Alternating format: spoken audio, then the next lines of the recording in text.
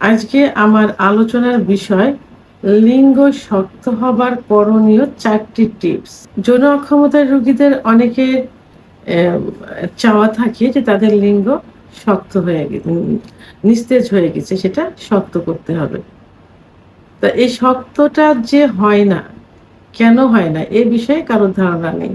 সবারই ধারণা যে নরম হয়ে গেছে, শক্ত করতে হবে। মূলত লিঙ্গের ভিতরে কি থাকে? কোনো হাড় বা বোন থাকে না। থাকে শুধু রক্তনালী এবং মাংস। যে রক্তনালীর ভিতর দিয়ে রক্ত চলাচল করে। যার কারণে লিঙ্গ বড় হয়, মোটা হয়। এটাই কিন্তু মেন। তাহলে লিঙ্গ বড়, মোটা, শক্ত করতে হলে ব্লাড সার্কুলেশনটা সঠিকভাবে করতে হবে। আর এই ব্লাড সার্কুলেশনটা কিভাবে করতে হবে? সবাই চিকিৎসা নেয় সাধারণত। চিকিৎসার মাধ্যমেই এটা ঠিক হয়। বিশেষ করে পুরুষের যে হরমোন টেস্টোস্টেরন হরমোন কমে গেলে যৌন অক্ষমতা আসে। লিঙ্গ শক্ত না হয়, এটা যৌন অক্ষমতার একটা পার্ট, অর্থাৎ উত্থানজনিত সমস্যা। তো অনেকে প্রাথমিক অবস্থায় দেখা যায় যে আ আ একটা কমপ্লেইন থাকে তাদের যে আমাদের ইচ্ছা হয় পার্টনারের কাছে গেলে ইচ্ছা হয় কিন্তু লিঙ্গ দাঁড়ায় না। তো এর জন্য তারা বিভিন্ন ডাক্তার দেখায়, পরীক্ষা-নিরীক্ষার মাধ্যমে চিকিৎসা নেয়। অনেক সময় চিকিৎসাতে কাজ হয় না। আবার অনেকে কিছু থেরাপি নিয়ে থাকে, অনেকে সার্জারিও করতে চায়। যে ছোট হয়ে গেছে, বড় করতে হবে, চিকন হয়ে গেছে, মোটা করতে হবে, সার্জারি করতে চায়। তো এখন বিভিন্ন ধরনের সার্জারি বের হয়েছে, থেরাপি বের হয়েছে। অ্যা তো অনেক সময় দেখা যায় যে সার্জারিটা অনেক ব্যয়বহুল হয়ে থাকে। আবার এটাতে সাকসেসও হয় না। ওষুধ খেয়েও অনেকে সাকসেস হয় না। আবার অনেকে ওষুধ খেতে চায় না। তারা তখন কি বলে যে এমন কোনো টিপস আছে, এমন কোনো ব্যবস্থা আছে যে ওষুধ ছাড়া এটা ঠিক করা যায়। তো আজকে আমি এই বিষয়ে ওষুধ ছাড়াই লিঙ্গ উত্থান হওয়ার বিষয়ে কিছু আলোচনা করব, অর্থাৎ কিছু টিপস বলব। এই টিপসের ১ম যেটা বলব সেটা আমি ১ম এই বলব যে এখন YouTube চ্যানেল সার্চ দিলে দেখা যাবে যে কেগেল এক্সারসাইজ, অর্থাৎ কেগেল এক্সারসাইজ লিখে সার্চ দিলে চলে আসবে। এখানে কিছু ব্যায়াম আছে। এই ব্যায়ামগুলো YouTube চ্যানেলে থেকে সুন্দর করে আপনারা দেখবেন। দেখে বুঝে, খুবই সহজ কিন্তু এই ব্যায়ামগুলা। ৩-৪ টা ব্যায়াম থাকে, খুবই সহজ। এইগুলো যদি নিয়মিত একটু করতে থাকেন, তাহলে কিন্তু লিঙ্গের ভিতরে ব্লাড সার্কুলেশনটা শুরু হয়ে যাবে। তো অনেকে আবার বলে যে ব্লাড সার্কুলেশনটা কিভাবে হয়, কি অনেকে বুঝতে পারে না।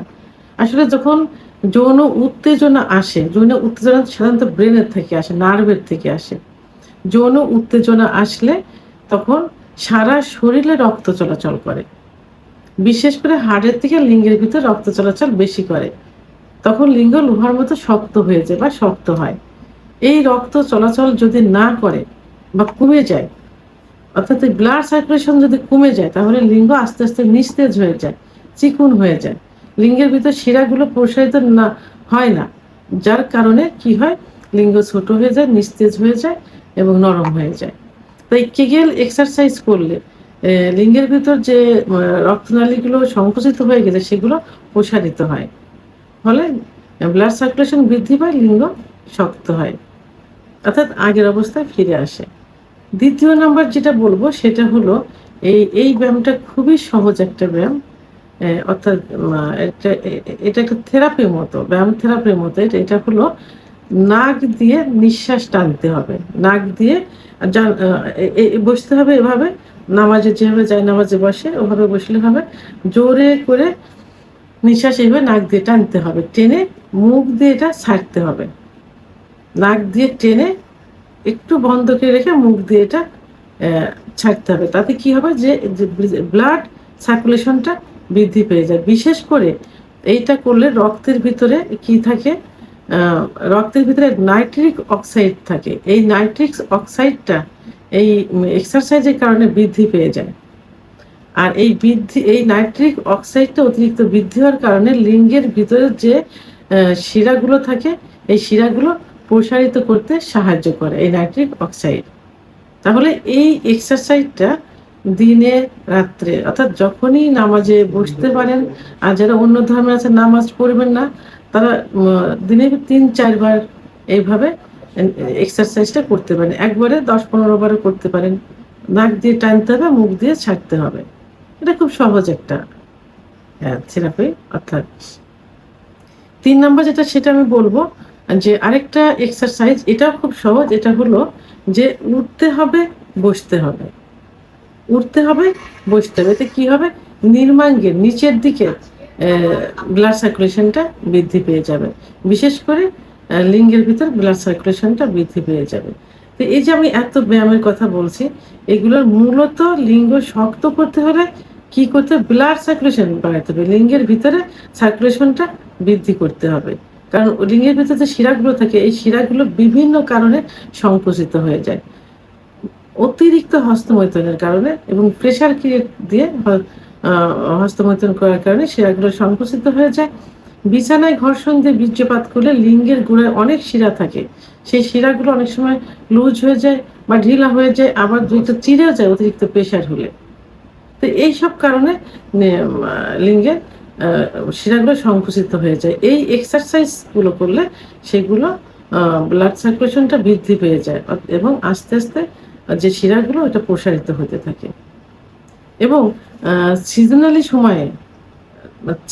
সময়ে যে তরমুজের যে সিজনটা আসে, সেই সিজনে পর্যাপ্ত পরিমাণ তরমুজ খেতে হবে।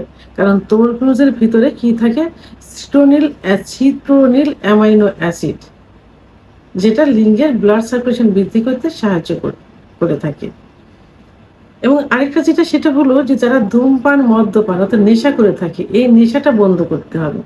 এই নেশার কারণে যৌন অক্ষমতা চলে আসে, ব্লাড সার্কুলেশন কমে যায়।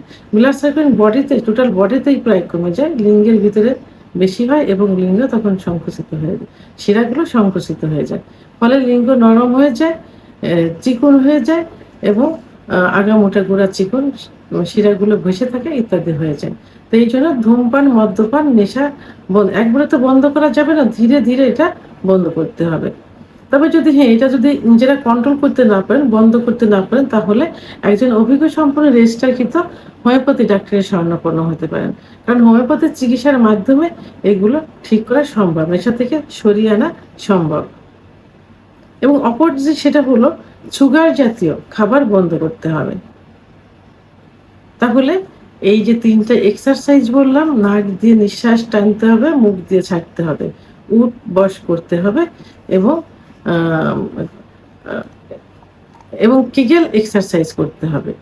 এই ৩টা এক্সারসাইজ আয়ত্ত করতে হবে, নিয়মিত করতে হবে। আর যে খাবার তরমুজ খেতে বললাম, এটা খেতে হবে। ধূমপান বন্ধ করতে হবে, সুগার জাতীয় খাবার বন্ধ করতে। এগুলো যদি একটু কন্ট্রোল করা ঠিক মতো করা যায়, তাহলে কিন্তু লিঙ্গ পূর্বের অবস্থায় ফিরে আসবে, ব্লাড সার্কুলেশন বেড়ে যাবে, লিঙ্গ শক্ত হবে, মোটা হবে, বড় হবে।